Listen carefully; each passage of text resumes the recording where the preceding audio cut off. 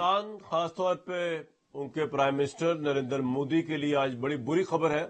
उनकी कठपुतली हुकूमत अवामी लीग की शेख हसीना वाजिद की, वो उसका आज किस्सा तमाम हुआ। अवामी प्रोटेस्ट जो एक महीना पहले शुरू हुआ बांग्लादेश के अंदर, और उस प्रोटेस्ट का महवर यह था कि हसीना वाजिद ने बेसिकली अपने वालिद के दौर में चलने वाली पाकिस्तान मुखालिफ मूवमेंट और वॉर 1971 की वॉर में जिन बंगाली फौजियों ने हिस्सा लिया था पाकिस्तान के खिलाफ जंग के अंदर, उनकी फैमिलीज के लिए और उनके बच्चों के लिए मुलाजमतों में एक्स्ट्रा कोटा देने का मामला जो है वो उन्होंने कानून साजी की, उसको देने का ऑथराइज किया। सुप्रीम कोर्ट उस फैसले को नलिफाइड कर दिया, लेकिन हसीना वाजिद उसको नहीं मानी।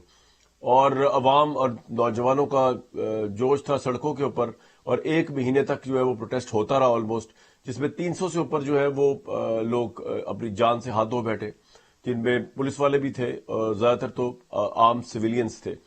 तो इस अवामी प्रोटेस्ट के आगे शेख हसीना वाजिद बिलाखिर आज बेबस हो गई। वहां के आर्मी चीफ जो थे उन्होंने 30 मिनट का बादी नजर में मुबैना तौर पर वक्त दिया उनको रिजाइन करने का। हसीना वाजिद जो है प्रेशर सह ना सकी, और उन्होंने अपने वालिद की तरह हिंदुस्तान के साथ अपनी दोस्ती को, हिंदुस्तान के साथ जो का ताल्लुक है उसको निभाते हुए रिक्वेस्ट की वहां के आर्मी चीफ से कि उनको हेलीकॉप्टर दिया जाए। और हेलीकॉप्टर में उन्होंने ये नहीं कहा कि वो बांग्लादेश से बाहर किसी न्यूट्रल मुल्क में जाएंगी, उन्होंने हिंदुस्तान जाने की फरमाइश की। वो अपना सामान उठाकर हिंदुस्तान चली गई और अगरतला में वो पहुंची है। अगरतला बड़ी बदनाम जमाना जगह है। अगरतला साजिश केस अगर आप तारीख पढ़ें तो उनके वालिद शेख मुजीब को अगरतला साजिश केस में पाकिस्तान की स्टेट ने सजा सुनाई थी और वो पाकिस्तान की जेल में रहे थे। उसके बाद यहीं से रहा हो कि उन्होंने इलेक्शन में हिस्सा लिया और इलेक्शन जीते थे। शेख मुजीबुर रहमान की बात कर रहा हूं। अब आप देख सकते हैं कि अवाम का जब अवाम निकलती है सड़कों के ऊपर, अवाम से बड़ी ताकत किसी की ताकत नहीं होती अल्लाह ताला के बाद, और ये अवामी ताकत है जिसने हसीना वाजिद को मजबूर कर दिया कि वो अपना इख्तियार छोड़ दें। हम वहां पर बड़े अजीब गरीब मनाजिर, बड़े दिलचस्प मनाजिर देख रहे हैं। अवामी लीग जो है उसका 2009 से ये प्राइम मिनिस्टर थी, और one side elections, one party rule, opposition जेलों में, इनकी मेन खालदा जिया जो है वो भी जेल में, सारी ऑपोजिशन को उन्होंने जेल में डाला हुआ था, मीडिया का गला उन्होंने घोंटा हुआ था, और वन पार्टी रूल हसीना वाजिद कर रही थी 2009 से। आई थिंक मार्गरेट थैचर और इंदिरा गांधी से भी बड़ा उनका इख्तियार हो चुका था। लास्ट जो इलेक्शन हुआ है उसमें भी उन्होंने कानून साजी में 2 नंबरी की, दस्तूर को चेंज किया, निगरान सेटअप के बजाय अपनी हुकूमत के जरिए एक ऐसा इलेक्शन कराया जो क्रेडिबल नहीं था। ऑपोजिशन ने जिसका बाइकआउट किया, ऑपोजिशन जेलों में थी, और ये इलेक्शन हुआ जिसमें दोबारा फेक तरीके से जाली मैंडेट के जरिए इलेक्ट होकर आई थी, और आज उनके उसका इक़्तिदार का इख्तिताम हुआ। हसीना वाजिद के जो वालिद थे शेख मुजीबुर रहमान, इनको भी बांग्लादेश के लोगों ने, बांग्लादेश की यंग ऑफिसर्स ने इसलिए कत्ल किया था कि वो हिंदुस्तान के साथ उनके ताल्लुकात बहुत अहम और खास हो गए थे, और बंगालियों ने कहा कि हम तो गुलामी से आज़ादी के लिए हमने अपना मुल्क बनाया, तो हम हिंदुस्तान की गुलामी या इंदिरा गांधी की गुलामी में जाने को तैयार तो नहीं है।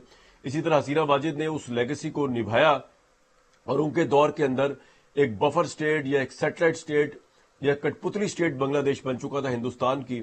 और जिस वक्त नरेंद्र मोदी ढाका यूनिवर्सिटी खिताब करने आए तो उन्होंने बरमला ये गुनाह का एतराफ किया, और जितनी भी मूवमेंट थी हमारे बंगाली अवामी लीग की उस पर पानी डाल दिया ये कहकर कि बेसिकली हिंदुस्तानी सेना को जो है अगर हिंदुस्तानी सेना ना होती तो बांग्लादेश ना बनता। उन्होंने ये भी कहा नरेंद्र मोदी ने, इस प्राइम मिनिस्टर ढाका यूनिवर्सिटी में खड़े होकर हसीना वाजिद प्राइम मिनिस्टर के सामने, कि आप अपने लोगों को बताएं कि बांग्लादेश बनने में भारतीय सेना का कितना रोल है।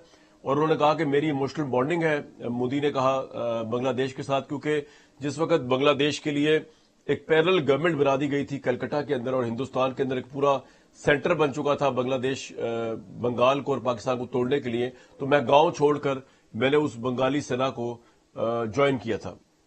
आज अवामी लीग का शेख मुजीबुर रहमान के मुजस्मों के गिरने से, हसीना वाजिद के फरार होने से बिलाखिर इख्तिताम हुआ इख्तिदार का, और एक कल्ट जो हसीना वाजिद की सूरत में बना दिया गया था अवामी लीग ने, अवामी लीग का शेख मुजीबुर रहमान का, उसका भी इख्तिताम हुआ। लेसन्स हैं लर्न करने के लिए पाकिस्तान के लिए भी। उसमें एक तो यही है कि मकबूलियत हमेशा मुस्तकिल नहीं रहती, इक़्तिदार भी हमेशा मुस्तकिल नहीं रहता, और सबसे बड़ी ताकत जो है वो अवाम की ताकत है। जो प्रॉब्लम नवाज शरीफ साहब को या जो प्रॉब्लम इमरान खान को दरपे है वो यही कि वो अवाम में पॉपुलर होने के बावजूद अवाम की वो पॉपुलैरिटी सड़कों पर नहीं ला सके जिसका मुजाहरा हमने बांग्लादेश में देखा। अदरवाइज यहां पे भी बहुत बड़ी इंकलाबी तब्दीलियां आ चुकी होती, आज की ना आ चुकी होती, بلکہ 90 کی دہائی سے آ چکی ہوتی. یہ سمجھ نہیں آیا کہ پاکستان کی عوام جو ہے وہ ان کا دل بھی اگر ساتھ ہو اپنے لیڈر کے ساتھ، ان کا ووٹ بھی ساتھ ہو، لیکن وہ سڑکوں پہ نکلنے کی قائل نظر نہیں آتی. اس لیے پاکستان نے آج تک کوئی انقلاب نہیں دیکھا، اس طرح کا انقلاب جس طرح کا ہمیں بنگلہ دیش کی سڑکوں پہ نظر آیا، جس میں حکومتیں چینج ہو جائے. آج مصدق ملک صاحب کی گورنمنٹ کے خلاف جماعت اسلامی خلاف احتجاج ہے، لیکن بہت سے لوگوں کے نزدیک یہ ہومیوپیتھک احتجاج ہے. یہ احتجاج کی وہ نہج نہیں ہے جو سری لنکا میں ہوئی، جس سے اقتدار پریزیڈنٹ کو چھوڑنا پڑا، یا جو بنگلہ دیش میں ہوئی جس کی وجہ سے پرائم منسٹر کو گھر جانا پڑا، بلکہ گھر کیا جانا پڑا، ہندوستان بھاگنا پڑا. تو یہ جب تک نہیں ہوگا جب تک اس ملک میں ہر حکومت جو ہے اپنی منمانی کرے گی، اور ہر حکومت جو ہے ہر انلیگل سٹیٹس کو جو ہے وہ قائم دائم رہے گا، انقلاب اس ملک میں آ نہیں سکے گا.